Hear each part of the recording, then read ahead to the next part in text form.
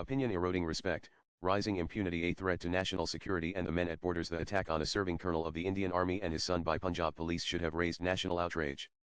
About a decade ago, it would have, with the army itself leading the demand for justice. Today, there's hardly any visible reaction. It's a sad disgrace to our country's core security, one that has been largely overlooked by all concerned institutions. The attack on a serving colonel of the Indian Army and his son by Punjab police should have raised national outrage. About a decade ago, it would have, with the army itself leading the demand for justice. Today, there's hardly any visible reaction. This indicates trouble both internally and externally.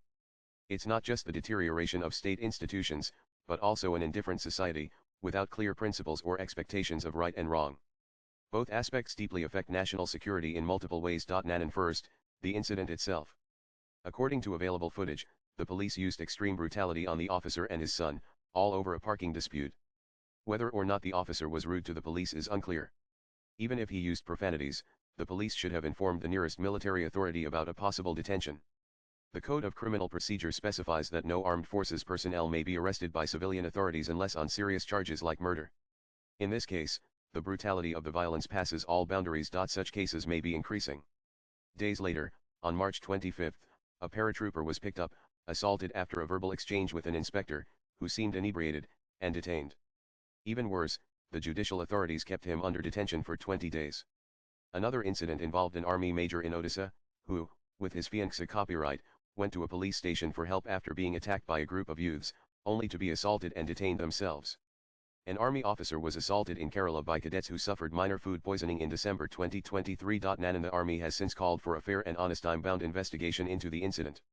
The incident is unusual in Punjab, a state that usually respects the army, and recruits heavily from there.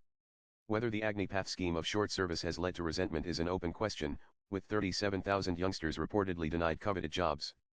But Odisha and other states are not high recruiting areas, indicating a deeper issue. The Punjab police's reputation during terrorism, with the constable claiming at least 80 encounters, is well documented. A surprising number of high encounters are also in Assam, a place of insurgency. Counterinsurgency is corrosive of policing, as evident in Pakistan, where the police system has nearly collapsed. That's a warning. Another aspect: recently, 2 Punjab police officers were given life sentences and fined ₹2 lakh for killing an army Jawan in 1992, 32 years later. No wonder the army is asking for a quick and fair trial. The slow judicial process is a key aspect.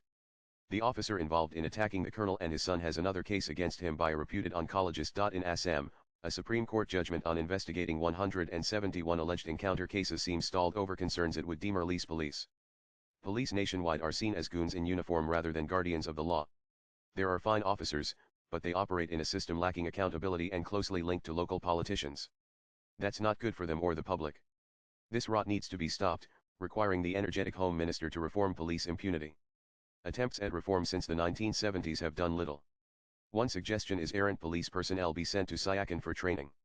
A hard dose of reality might do them good. Nanan the armed forces themselves are changing. Their makeup shifts as society changes in terms of traditions and principles. Today's society has few remnants of core Indian traditions of respect and justice. It's about getting ahead by any means.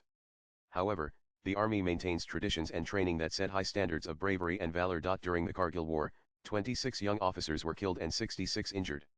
This is an army where officers lead from the front, and their men follow to the death. The same is true in Kashmir, where young officers are on the front lines. This is remembered during Kargil Diwas or in Bollywood movies, but forgotten otherwise. What about the commitments and values of senior officers? Once, officers commanded respect due to their reputation and dignity. That's not always true anymore. A huge shortfall in officers in 2023 indicates trouble. Now, the government doesn't share the data. Many mid-level officers opt to leave service rather than pursue prestigious higher courses. The army also needs to look inwards as socio-economic profiles change. Here's the bottom line. Courage to fight at 18,875 feet in freezing temperatures requires conviction that he is the best and bravest. The same goes for an Air Force pilot whose speed starts at 300 km per hour or a submariner with thousands of tons of seawater above him. This conviction in his worth, service, and country is vital for national defense and security. Without it, he's not good enough. This conviction requires a society that reflects some commitment. That society must have faith in institutions that reflect this absolute commitment. Unfortunately, that's not the case. It's understandable given the differing duties of each institution, particularly police and judiciary. but some emulation would benefit all and improve national security. The key word is national. A soldier on the battlefield represents the nation. It better be worth it. Otherwise, he's just a man on a hill with a gun he's not sure he wants to use. The writer is a distinguished fellow at the Institute of Peace and Conflict Studies, New Delhi. She tweets Kartha_Tara. Views expressed in the above piece are personal and solely those of the author. They do not necessarily reflect News 18's views. Nan.